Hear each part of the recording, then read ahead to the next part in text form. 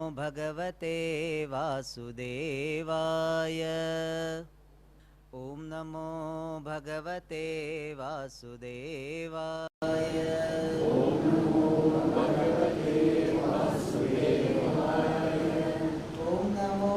भगवते वासुदेवाय। ॐ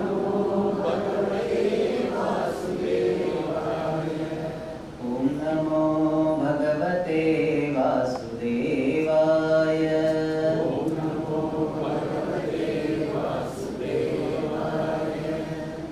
कृष्णदामोदर वासुदेवाय।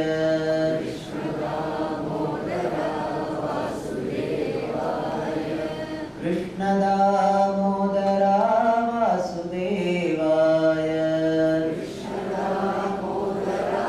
वासुदेवाय। ॐ नमो भगवते वासुदेवाय।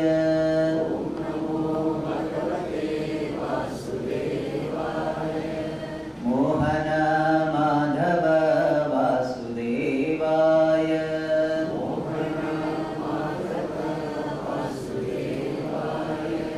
मोहन माधव वासुदेवाय।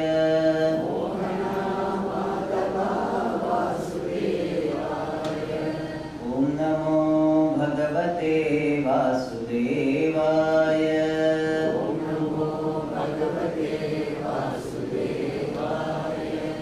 अच्युत केशव वासुदेवाय।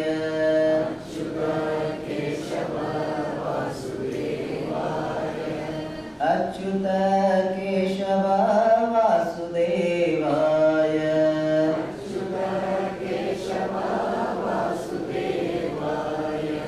ॐ नमो भगवते वासुदेवाय।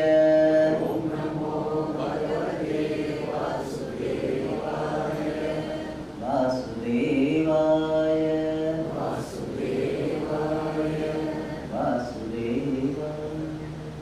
वासुदेवाय।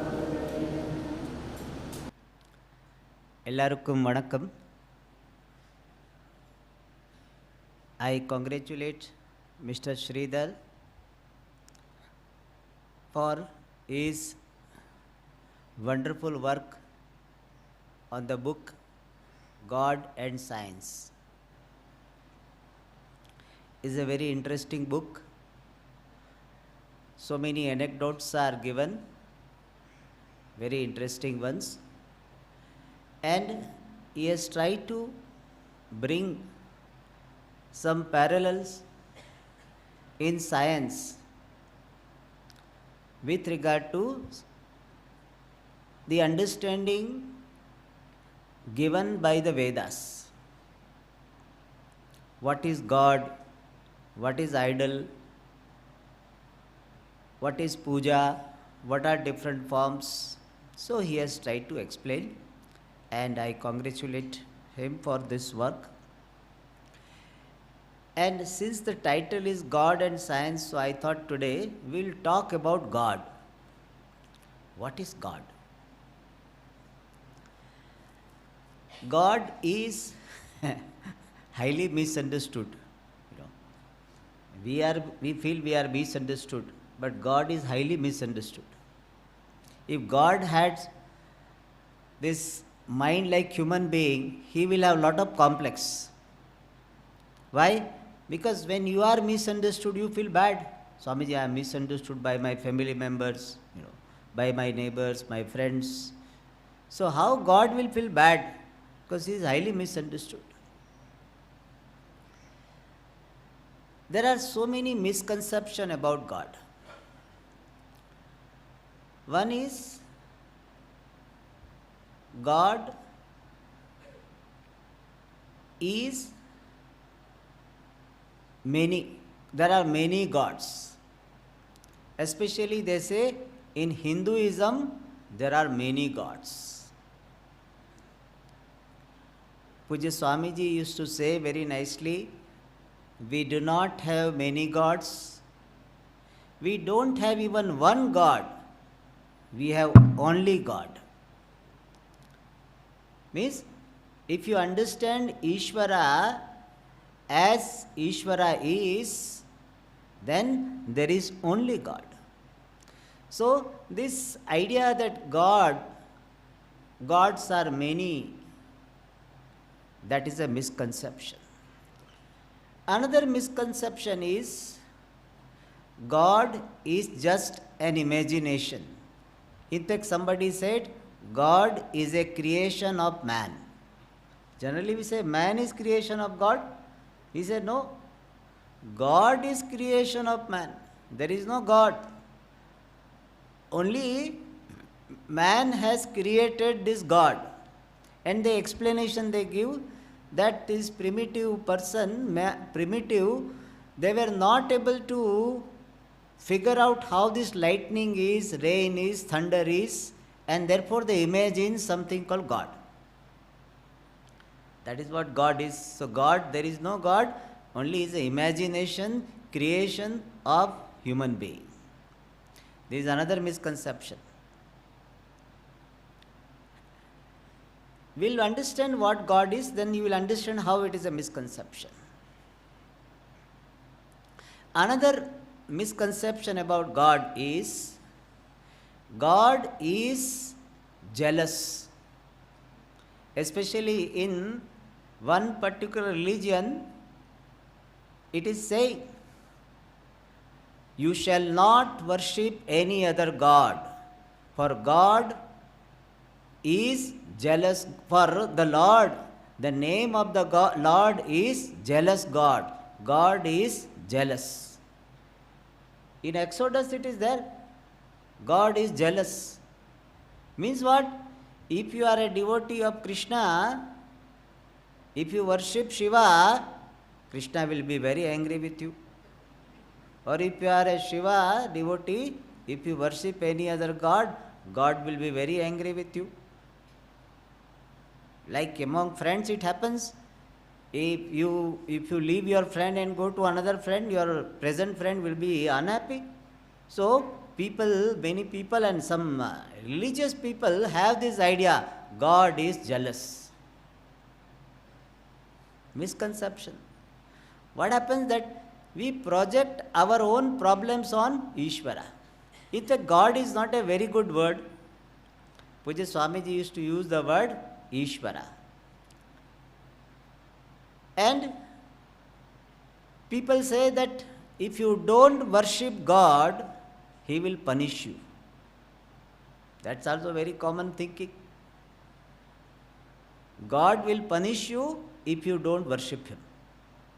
That also is a misconception. God doesn't punish you if you don't worship. If you worship, you will be rewarded.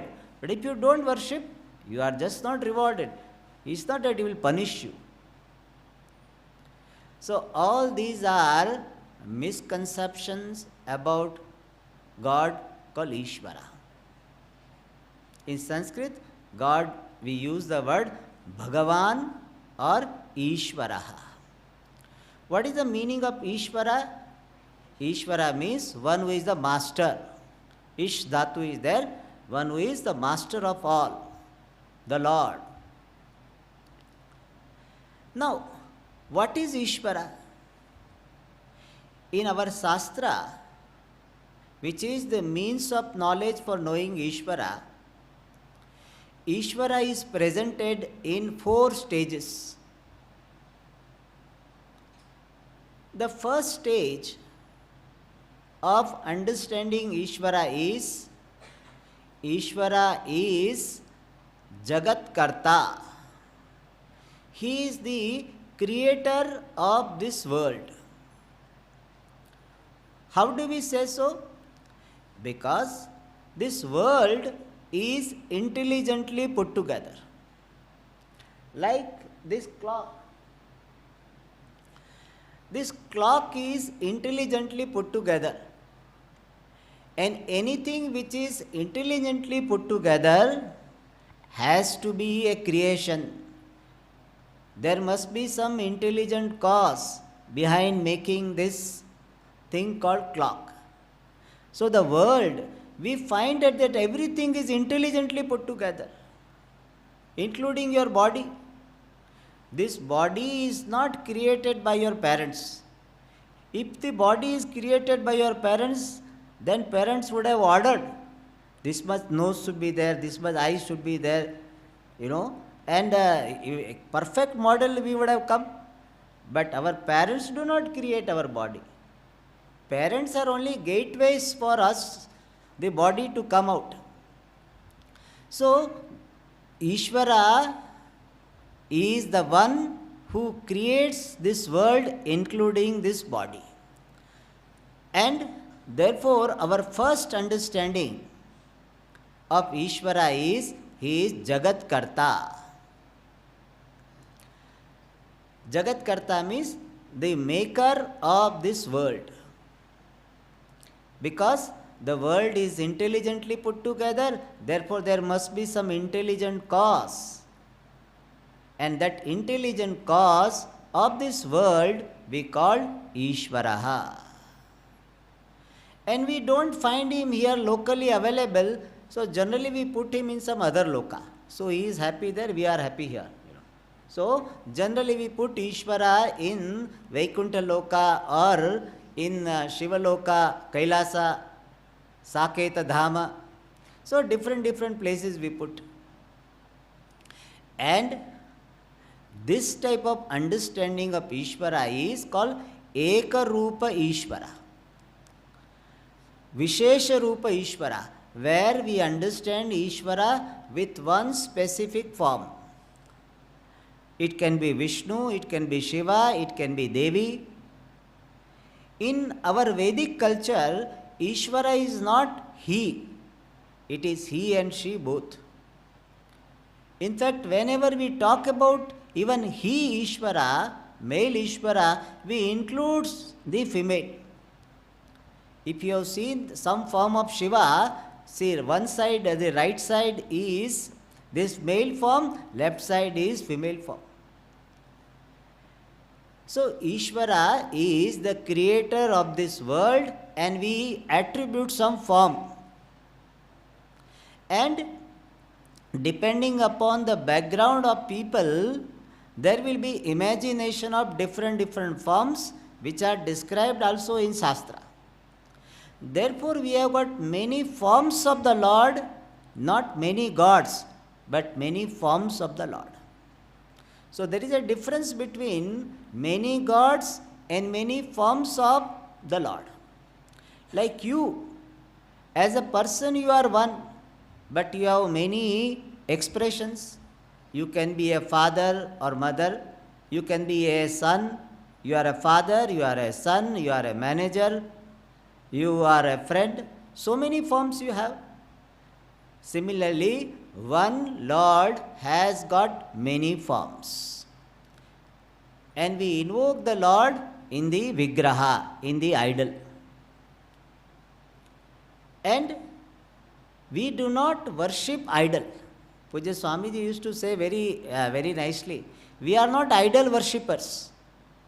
We are Ishwara worshipper. We are Bhagavad Pujakaha. We are worshipping the Lord.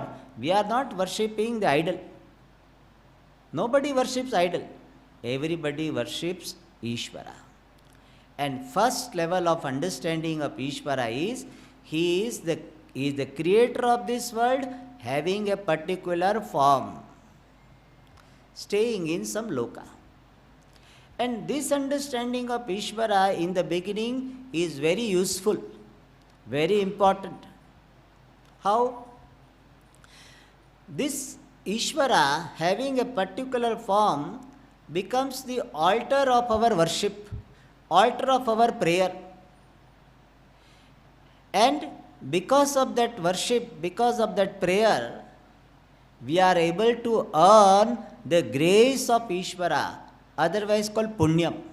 So Ishwara becomes the altar of our worship, helping us to earn the Punyam, which will bring about favorable result in future.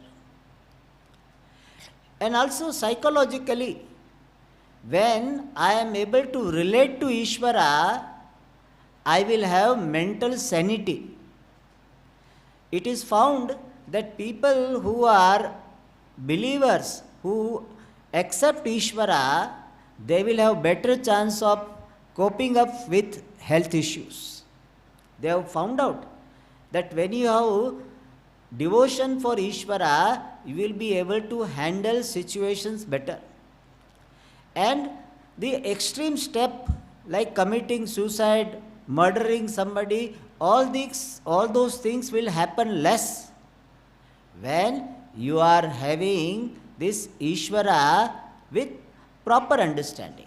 Sometimes that understanding Ishvara with a particular form may create fanaticism, but if it is understood properly, this understanding of Ishvara provides me this mental sanity, mental stability.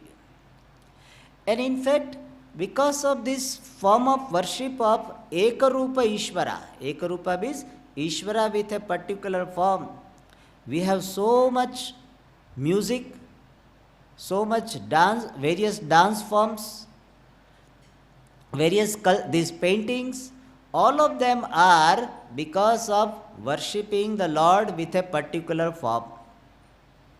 In fact, all religious places are there because of the worship of the Lord with a particular form. Therefore, Ekarupa Ishvara, Ishvara with a particular form, Vishesha Rupa Ishvara, is very important in our life. We start our understanding of Ishvara in this manner, and it helps us to grow.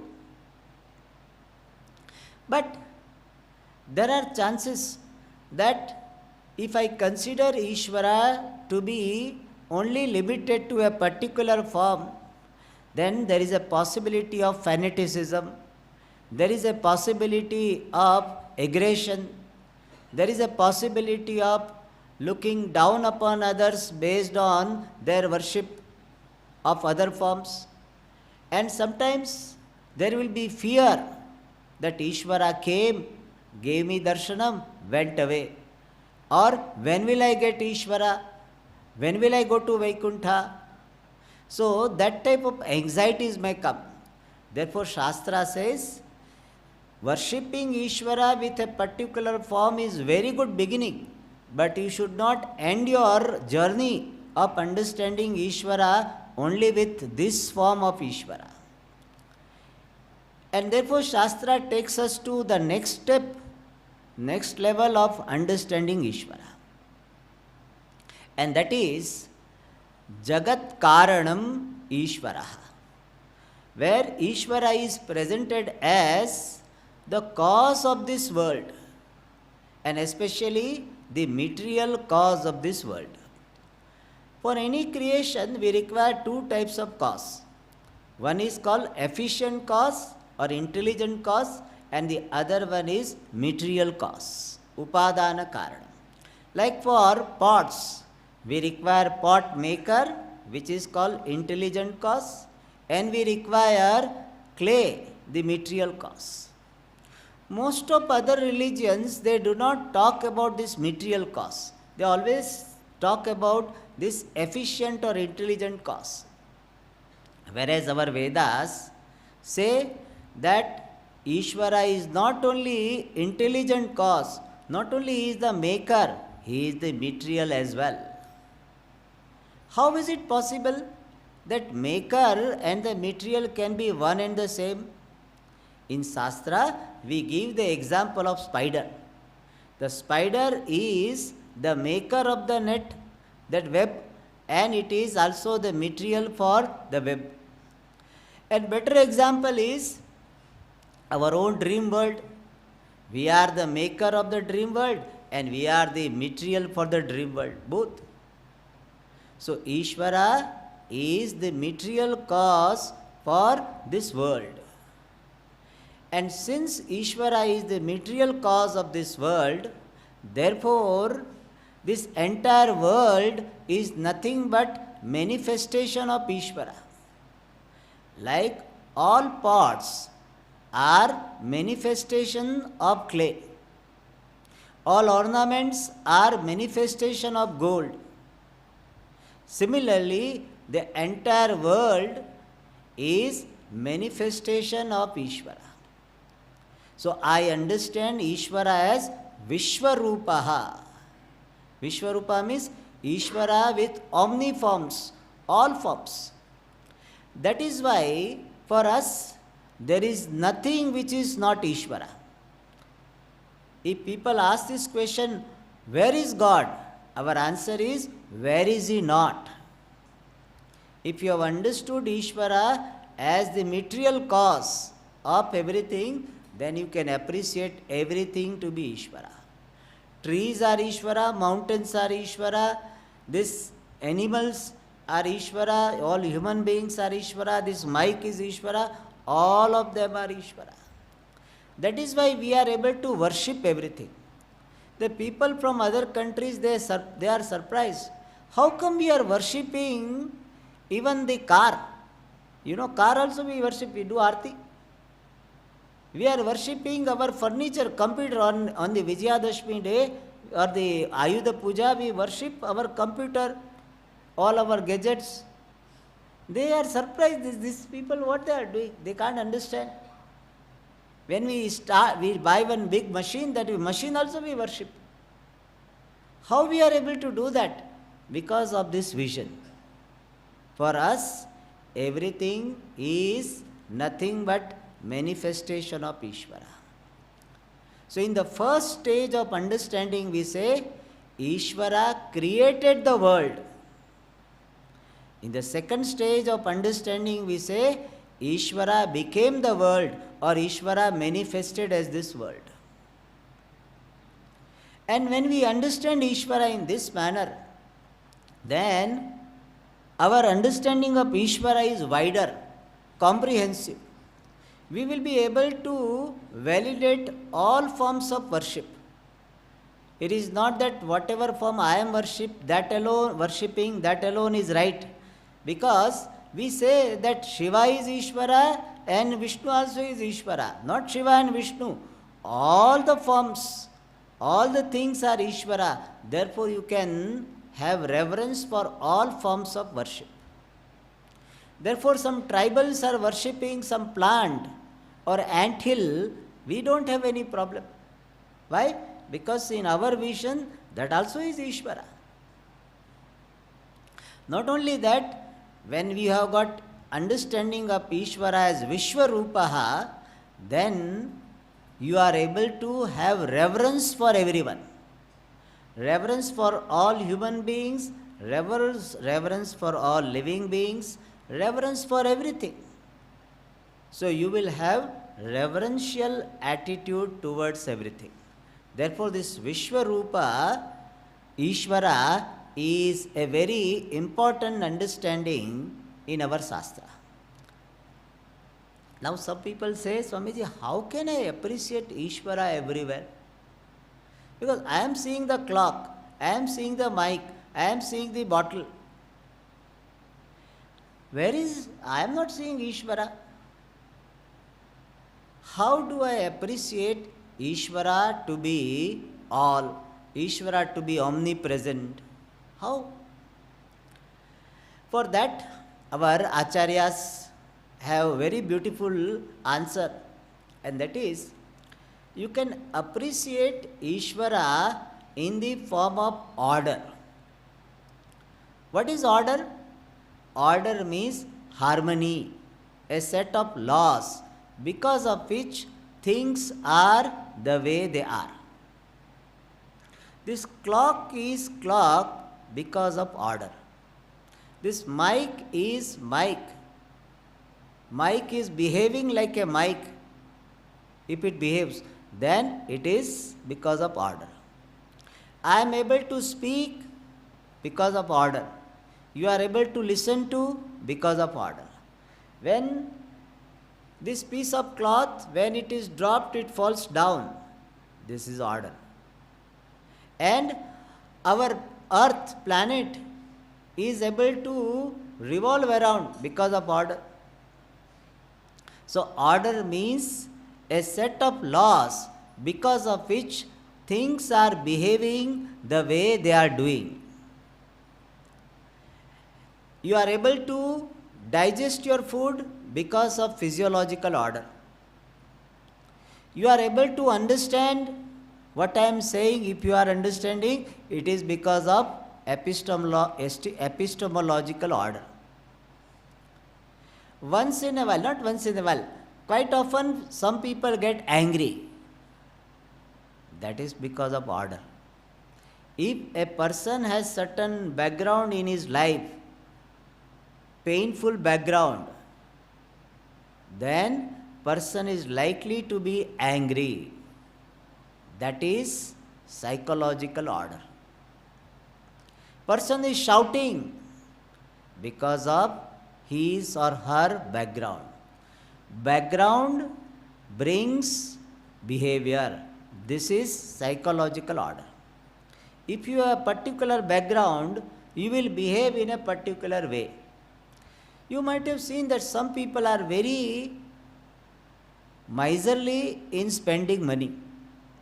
Means they can't part with money. Even they have lot of money. And most of the time they are worried about money. Why? Because they have certain background. In their life they might have seen some hardship, and because of which they are very conscious about spending money. They find very difficult to spend money. So their behavior, this miserly behavior, is in order. So anybody does anything, it is in order. Somebody behaves nicely with you, it is in order. Somebody behaves rudely, it is in order. And that order implies the intelligence, which is the manifestation of Ishwara's knowledge. So you can appreciate Ishwara being there everywhere when you understand Ishwara as order. This clock is sitting here because of order. It doesn't fly. It is remaining there and it is showing time because of order. Mechanical order. It is set in a particular way, so it moves in a particular way. Order. You get hunger because of order. When you eat, your hunger goes away. That is order. When you eat food, it is digested. It is order.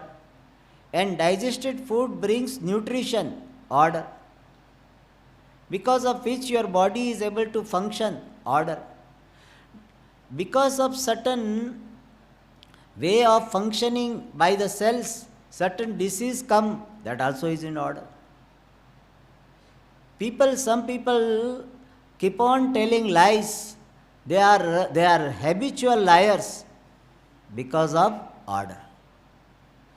All the things happening at physical level, emotional level, intellectual level, all of them are in order. So you appreciate Ishwara as this order. It's a very subtle way of understanding Ishwara. But when you understand, then everywhere order is. This bottle is sitting, the way it is sitting there, remaining there, it is in order. This flame is moving, flickering, it is in order.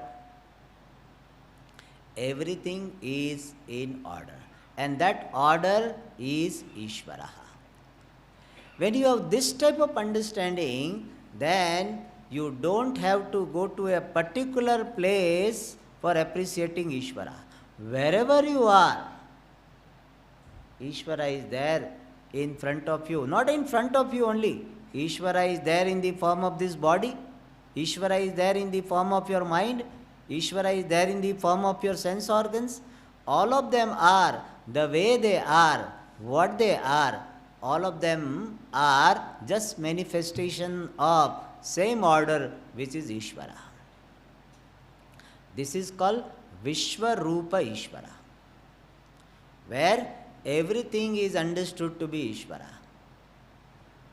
And when this understanding of Ishwara is there, then you will be able to accommodate people easily. You will be able to understand and validate the behavior of everybody easily. Somebody is shouting because of order. Somebody is getting angry, is in order. Not only others' behavior, your own behavior, you are able to validate. when you understand Ishvara to be order. Sometimes you are feeling low, depressed, that is in order. Sometimes you are feeling very elevated, that also is in order. Sometimes his body is in good health, it is in order. Sometimes body is not in good health, that also is in order. So your understanding of Ishvara as all-pervasive order will keep you mentally very, very healthy. And you can accept everything in this world. You remain devotee of Ishvara all the time. You don't have to go to a particular place. That is the significance of understanding Vishwarupa Ishvara. Where we say Ishvara becomes the world or Ishvara manifests as the world. The first stage, Ishvara creates the world. Second is Ishvara manifests as the world. Third understanding is little more subtle and that is you understand that Ishvara is not becoming the world, Ishvara is appearing as this world. And that time we say it is Arupa Ishvara, formless Ishvara. In the second level of understanding, Vishwarupa Ishvara, Ishvara in the all forms. And here Ishvara is formless. Ishvara is the very adhishthanam. In English sometimes they use the word substratum. Better word is the truth, the basis of everything. Like the dream world is nothing but the appearance of the waker. Or in Shastra we have a popular example. The rope snake is the appearance of the rope. Similarly, the entire world is appearance of the Lord, of Brahman, of Paramatma. So all that is here is the appearance of Ishvara. Ishvara has not transformed into this world. Ishvara is appearing as everything without undergoing any change.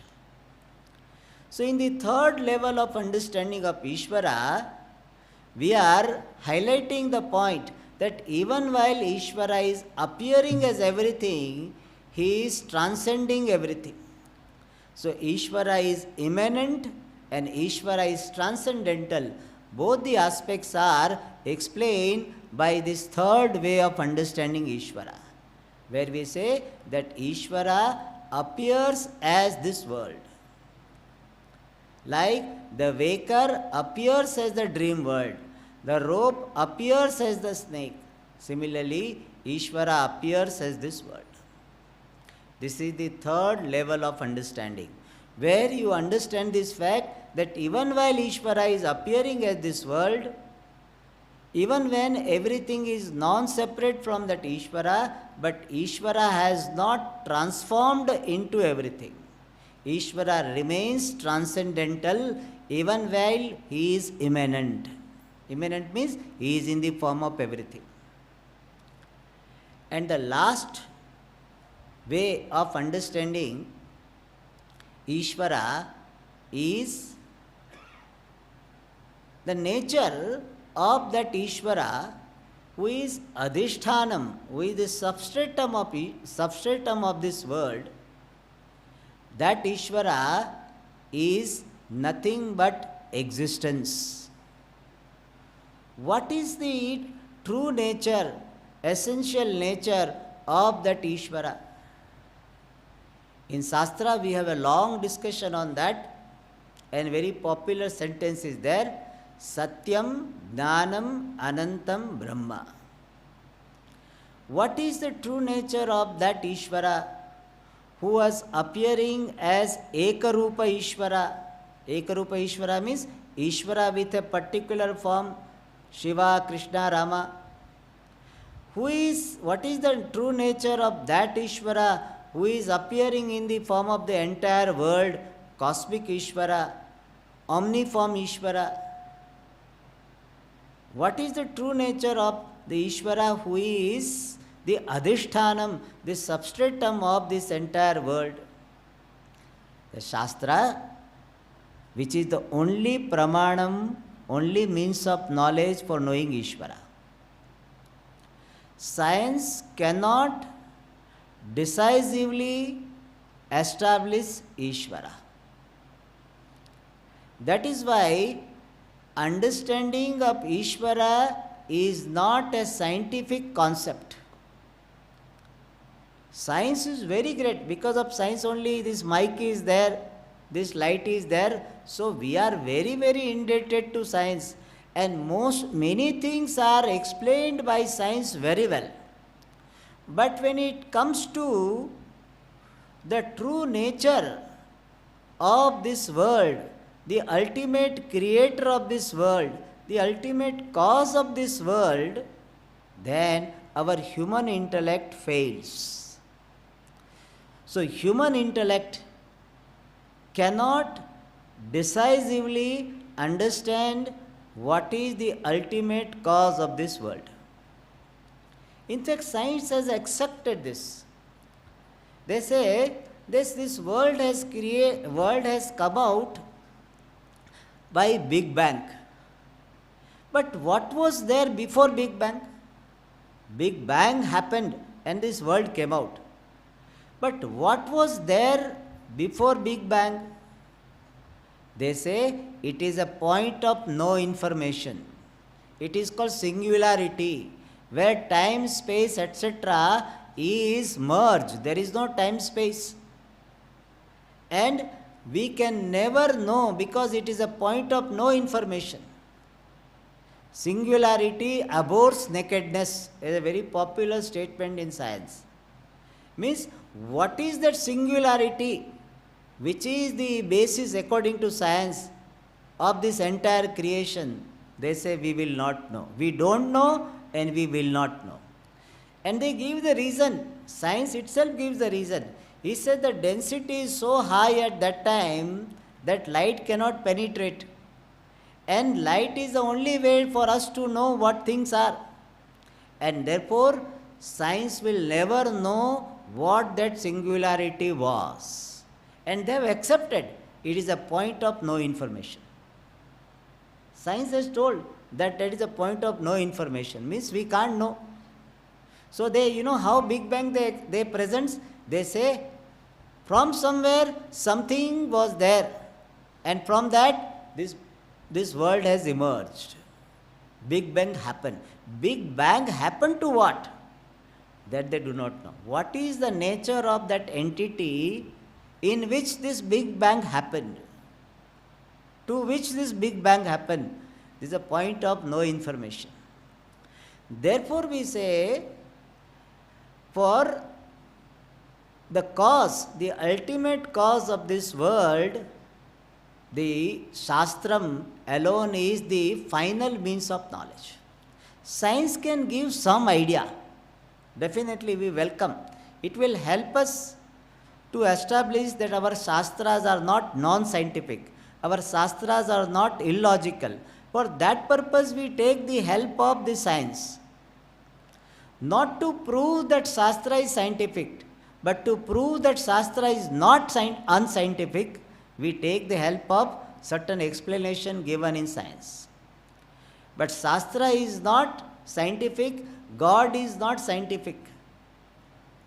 God is not the matter of this scientific experimentation. And therefore, we say Shastra alone is Pramanam. And that Shastra reveals the nature, the ultimate essential nature of that creator or the cause of this world. And what is that? Satyam, Jnanam, Anantam, Brahma. I am giving the essence of the entire Vedanta. So it may look little bit, complicated, or it may look very terse. But that is how the subject matter is. So this essential nature of this cause of this world is existence. Just to exist is the nature of Ishwara. And that existence is shining existence, evident existence, consciousness. So the nature of Ishwara, the cause of this world, is existence, satyam, jnanam, consciousness, which is anantam, free from any limitations. So limitless existence, consciousness is the nature, the essential nature of Ishwara. And Shastra goes one step further and tells that what is your nature, you the individual who is listening to the teaching of Shastra, what is the nature of you? Then Shastra says, your nature also is what? Existence, consciousness. So you are existence, consciousness, and the true nature of Ishvara also is existence, consciousness. And therefore, what is the final relationship between you and Ishvara? Shastra says, Tat Tvam Asi. You are that Ishvara. Essential nature of Ishvara and essential nature of you is one and the same, existence, consciousness. That is too much for us, most of us. Swamiji, how can I be one with Ishvara? That is what you are. But you are not able to appreciate this because you are holding on to your identity based on the body, based on the mind. And you say, I am a 50 kg, 60 kg, 70 kg, 75-year-old man, woman. So as long as you are holding on to your identity based on the body, based on the mind, you will not be able to appreciate this, that you are one with Ishvara. But when you are able to see what really you are, then this is an evident fact. It is very clearly understood. And for giving this understanding, we generally give one example. Imagine there is a wave in the ocean, and that wave is told, you are the ocean. Naturally, he will reject the idea. That wave will reject the idea. How can I be the ocean? I am a small, ocean is all. I am small, small and all. How can be one? Then you imagine a guru wave, a wave which is a guru, Indian Ocean wave. So it will tell that disciple wave, who you are. That disciple wave will say, I am a wave, small wave, just come and I am going, I am just going. Then this guru wave is telling, yes, you are a wave from the standpoint of a particular form which has got a name, wave. But essentially what you are? Essentially you are water, H2O. Yes, essentially this Shishya wave will say, yes, essentially I am water. What about the ocean? Ocean also is what? Same H2O. So ocean is essentially water. You are also essentially water. As water, what is the difference between you and the ocean? Then Shishya wave will understand. Yes, essentially I am one with the ocean. But as long as the wave is holding on to its particular form, having a name wave, it will not be able to appreciate this.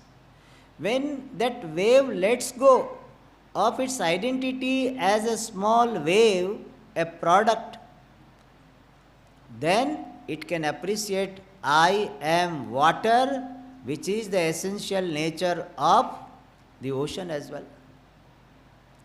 Thus, we start our understanding of Ishwara as the creator of this world with a particular form, Ekarupa Ishwara or Vishesha Rupa Ishwara.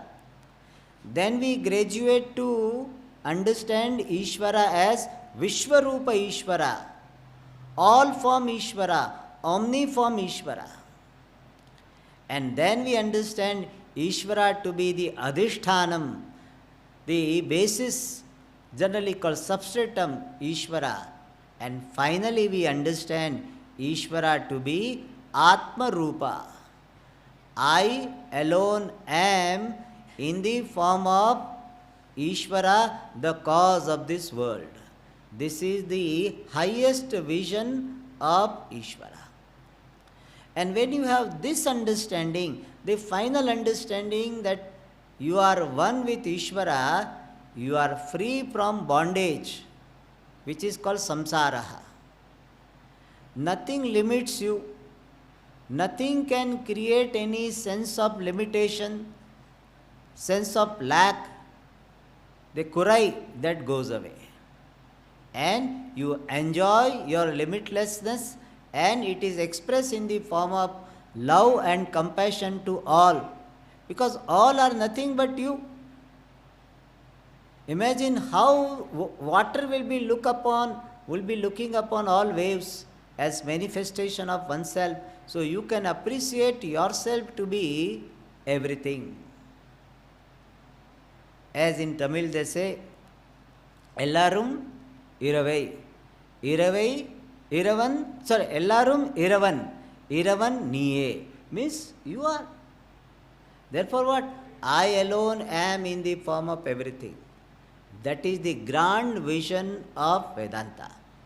And once you have this vision, then you are free. Whether you are living in Grihasthashrama or you are a sannyasi, it doesn't matter at all. You are free, that you discover. But Swamiji, how do we know all this? It is known by going to the Shastra, going to the teacher, learning the Vedanta from the teacher systematically for some length of time with preparedness. So we pray to that Ekarupa Ishwara to give us the strength, ability to understand Him, Ishwara, so that we discover inner freedom. Om Tat Sat. Om Purnamadah Purnamidam Purnat Purnamudachyate Purnasya Purnamadhaya Purnameva Vashishyate. Om Shanti Shanti Shanti. Harihi Om Shri Gurubhyo Namaha. Harihi Om.